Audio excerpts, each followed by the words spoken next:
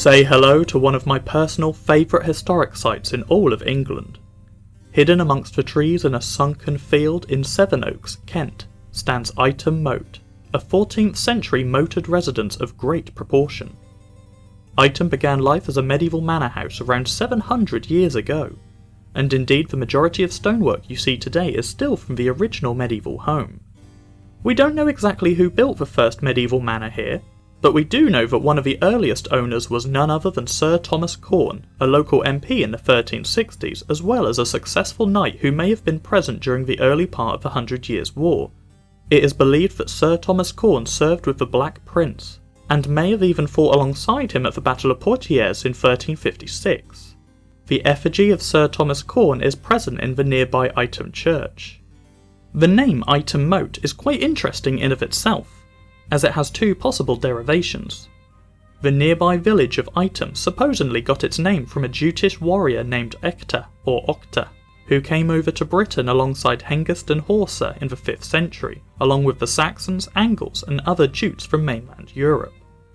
In Anglo-Saxon, Eot means island and Ham means home.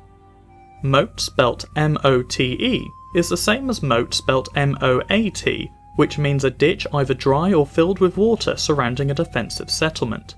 So the place may have been called Ightham Mote, which slowly changed in time to Ightham Mote.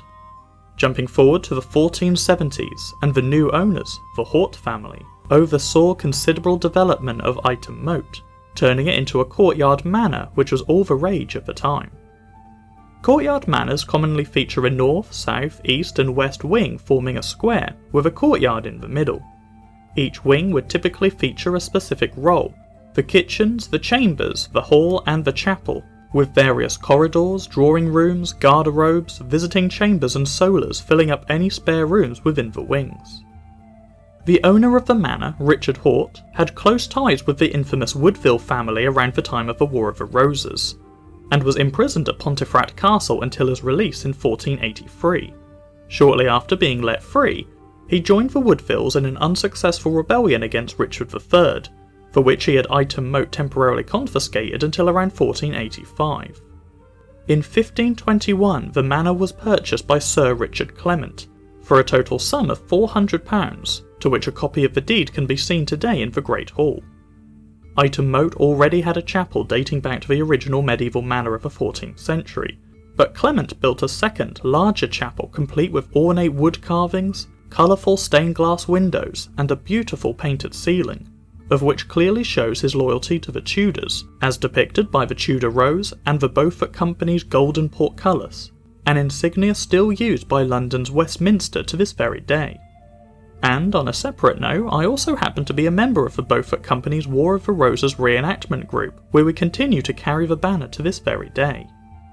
Later in the 16th century, the Selby family took over ownership of Ightham Mote, and continued to live there for over 300 years. The same family would continue to call this manor home throughout the English Civil War and even up to and throughout the Napoleonic War.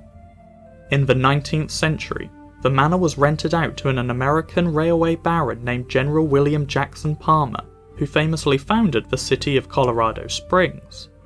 But for returning viewers of my channel, you already know that I rarely delve into modern history, so I'll simply end our tour of Ightham Mote with this.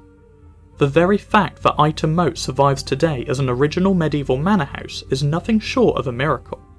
Almost every manor house from the Middle Ages has been renovated, converted, or simply torn down to make room for a more modern style of dwelling, as the residence will change hands between families who desire a home complete with current architectural trends.